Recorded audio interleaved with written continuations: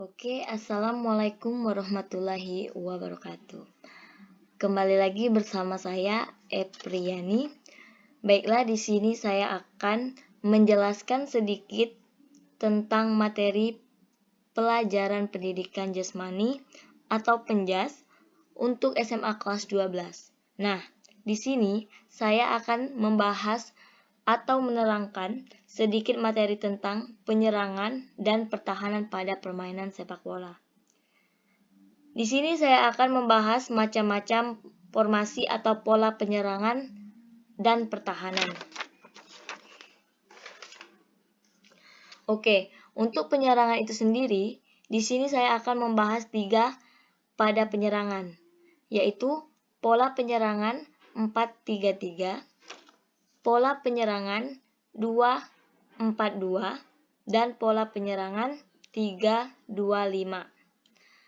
Nah, sedangkan pola pertahanan itu sendiri, saya akan membahasnya 3, yaitu pola pertahanan 4-3-3, pola pertahanan 4-4-2, dan pola pertahanan 5-3-2. Nah, untuk lebih jelasnya, saya akan menjelaskan tentang materi penyerangan terlebih dahulu. Penyerangan pertama yaitu pola penyerangan 4-3-3. Nah, dapat kalian lihat ya, di sini terdapat lapangan sepak bola di mana pola penyerangan 4-3-3. Pola penyerangan 4-3-3 itu terdiri dari 4 pemain back ini. Ini 4 pemain back ya, nih.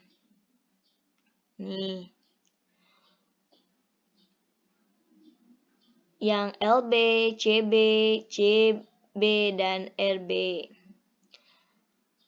3 pemain gelandang. Nah, ini 3 pemain gelandang nih. CM, DM, CM.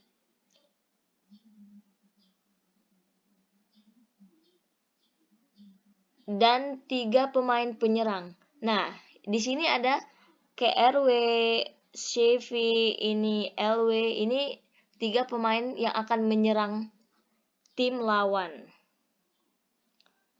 Nah, di bagian belakang formasi terdapat satu yang bertugas sebagai bek kanan. Nah, di sini adalah bek kanan. Nih, RB, bek kanan. 2 pemain yang bertugas sebagai poros halang. Nih, poros halang. Ketiga, yaitu sebagian bertugas sebagai bek kiri, LB bek kiri. Sedangkan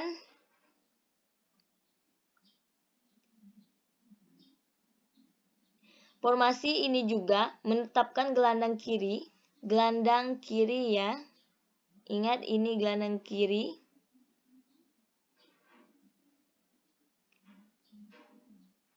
Ini gelandang kiri.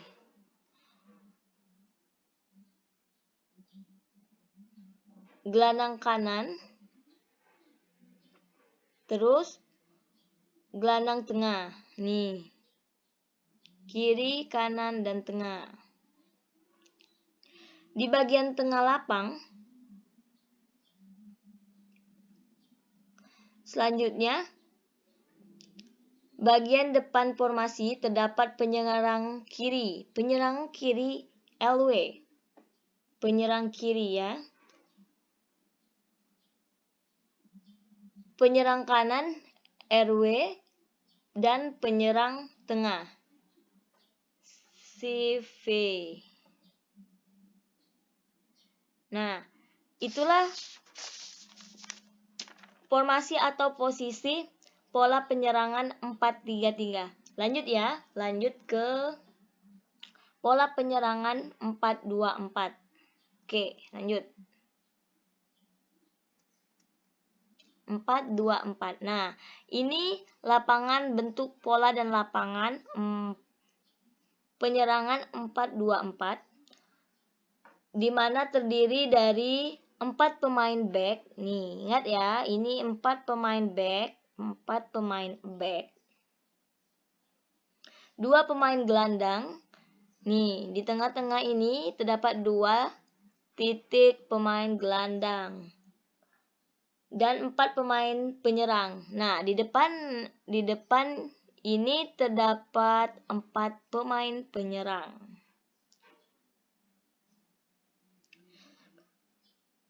Di bagian belakang formasi terdapat pemain yang bertugas sebagai bek kanan.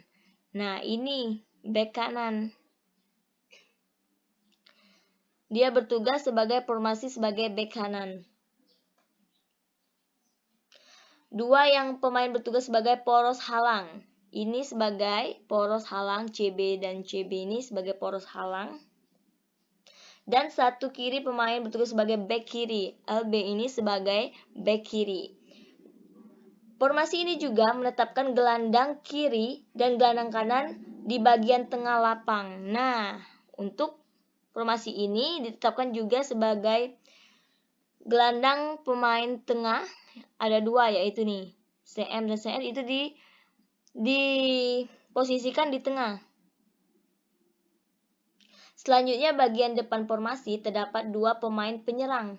Nah, terdapat 2 pemain penyerang dan 2 pemain penyerang kanan luar, dan juga terdapat juga penyerang luar kanan dan kiri. Nah, inilah ya, ini bentuk dari pola penyerangan 4-2-4. Kita lanjut ya. Lanjut ke pola penyerangan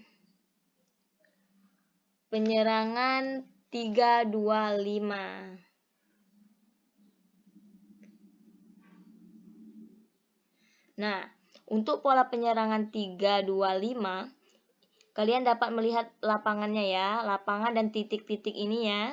Ini 3, ini 2, ini 5. Nah, pola penyerangan ini tuh terdiri dari 3 pemain belakang. Ini CB ini 3 pemain yang berada di belakang. 2 orang pemain tengah. Nah, terdapat juga 2 orang pemain tengah. Nih.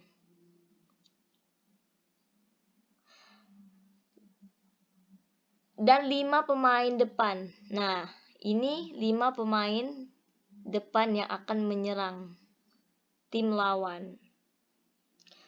3 orang pemain belakang terdiri dari bek kanan. Nah, ini bek kanan dan bek kiri ya.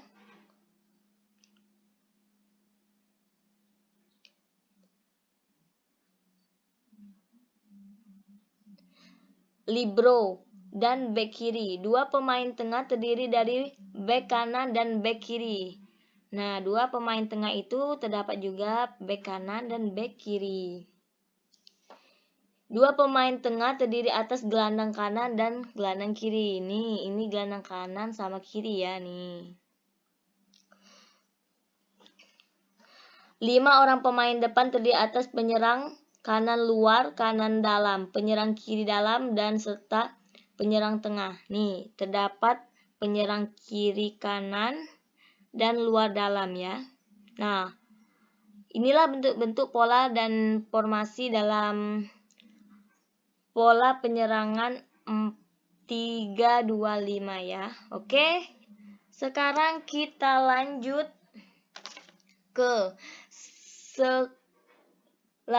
sekarang saya akan menjelaskan tentang materi pertahanan ya. Nih.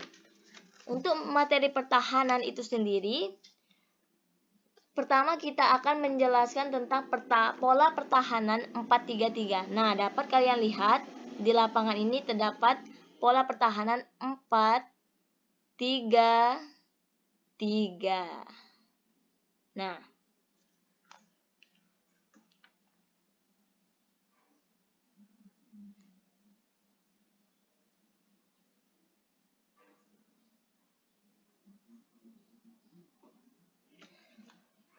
pola pertahanan ini terdiri dari 4 pemain back. Ini pemain back ya. Nih, 4 pemain back. 3 pemain gelandang. Nih, 3 pemain gelandang. pemain penyerang, di gelandang pemain penyerang dan pemain penyerang ya. Nih, ini pemain penyerang. Dan di bagian belakang formasi terdapat satu pemain yang bertugas sebagai bek kanan. Nah, di sini terdapat bek kanan dan bek kiri. Di tengah ini sebagai halangan, bek poros halangan. Oke.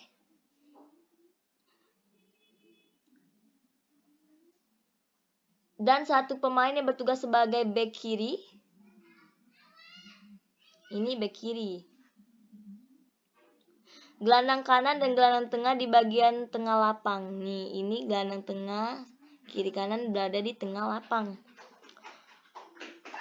Selanjutnya, bagian depan formasi terdapat penyerang kiri, penyerang kanan, dan penyerang tengah. Penyerang kiri dan kanan ini bertugas sebagai penyerang tim lawan. Oke, lanjut ya. Lanjut ke pola penyerangan 4-4-2. Nah, di sini terdapat lapangannya ya. Nih, ini 4-4-2.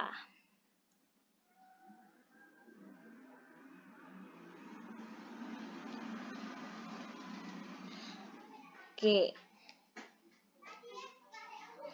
Pola penyerangan ini menggunakan 4 pemain back, 4 pemain gelandang. Nih, 4 pemain. Ini 4 pemain back ya, ini 4 pemain gelandang. Dan 2 pemain penyerang.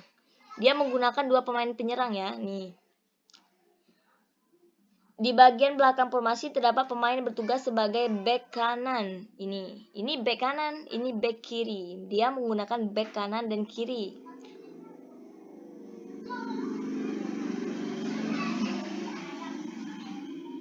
Dan librat formasi juga menetapkan gelandang bertahan, gelandang serang, sayap. Nih, ini gelandang bertahan